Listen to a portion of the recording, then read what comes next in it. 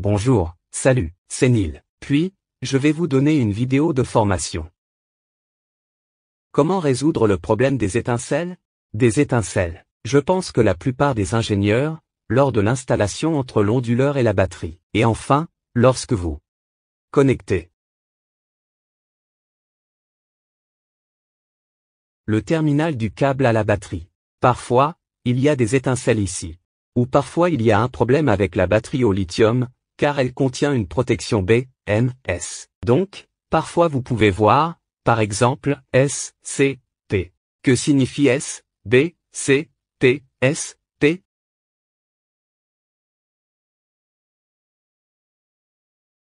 Cela signifie la protection contre les courts-circuits. Alors pourquoi? Pourquoi y a-t-il des étincelles et S, C, P? Et comment pouvons-nous l'éviter? Aujourd'hui, je vais vous montrer une vidéo de formation. D'accord, vous pouvez voir que nous avons une batterie au lithium. C'est une batterie lithium de 10 kWh. Nous sommes déjà connectés. Le disjoncteur diffuse. Et nous avons notre fréquence dans l'eau. Nous avons aussi le bus. Donc, c'est un système de test. Nous avons un passe-bus pour plusieurs onduleurs. C'est la fréquence de puissance de l'onduleur de 5 kW. Donc maintenant, nous pouvons tester.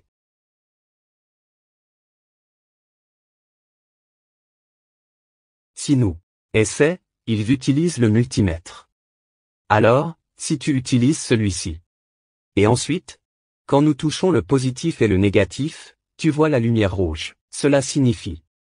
C'est un circuit doux, d'accord, et ensuite. Tu peux voir ici.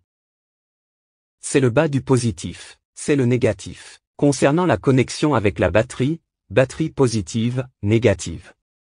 Alors nous testons. Ces deux. Donc cela signifie, le positif et le négatif. Ce sont des circuits, cela dépend de la fréquence de l'alimentation, il y a un gros condensateur. Les caractéristiques du condensateur sont. Il y a peu d'énergie. Il n'y a pas de courant dans le condensateur. Et ce sont des courts-circuits. Mais vous, une fois. Ils chargent le condensateur. Ils sont nombreux. Kitsusé. Ils sont partis. Ils sont partis, donc nous pouvons tester maintenant. Je vais allumer notre batterie de Glysium. Alors maintenant, vous pouvez voir. Notre batterie est déjà prête. Et ensuite, je vais allumer le disjoncteur. Celle-ci, c'est le disjoncteur positif et négatif. Je suis formé là-bas. Prêt, coupé. Pour le négatif, nous avons un autre disjoncteur. Je vais l'allumer pour que vous puissiez faire attention. Faites attention au compteur de courant et à la tension du système. Donc maintenant, je vais à 20 long. L'interrupteur. Vous pouvez voir qu'il y a un gros courant. Et maintenant, la tension est terminée. Laissez-moi vérifier. Vous pouvez vérifier la batterie hésium, le BMS est maintenant en alarme.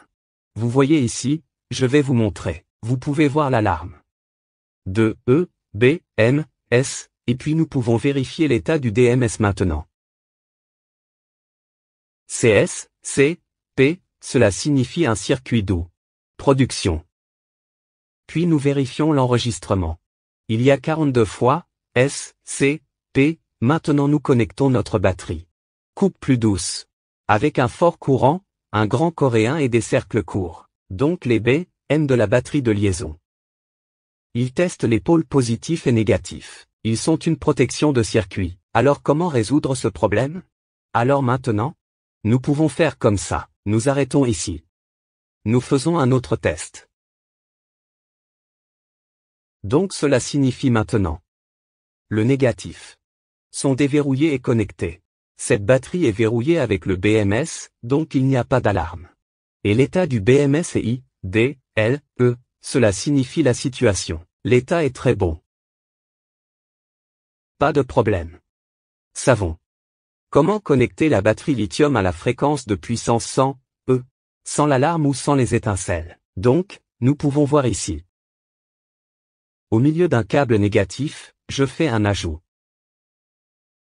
Alors, coupe. J'appelle cela le préchargement. On charge environ celui-ci. Celui-ci a une certaine résistance. Donc, comme celui-ci.